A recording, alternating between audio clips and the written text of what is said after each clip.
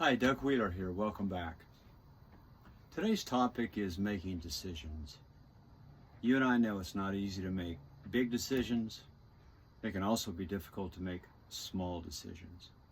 So just think about big decisions, small decisions, or anything in between.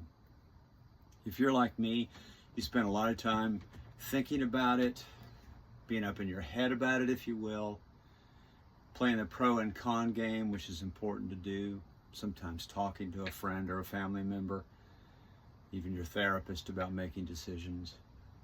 But you know, when it comes down to it, it's your decision to make. And if you're like me, sometimes you've wasted and burned a lot of time trying to figure out what's the best decision. What I'd like to do is provide you one tool. I'd prefer to call it a lens that you could look at a decision that you're attempting to make.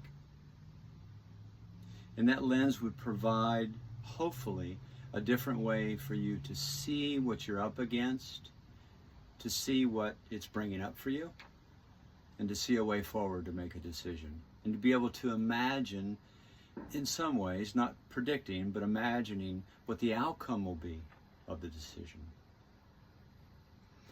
Yesterday, I had an eye exam, and the doctor must have used, let's say 7 or 8 different types of instruments. Some very simple handheld instruments, some large cameras, to look into my left eye, to look into my right eye, so he could see it in a lot of varied ways. And so think about the tool that I'm going to offer you, and it sure isn't something that's unique to me coming up with.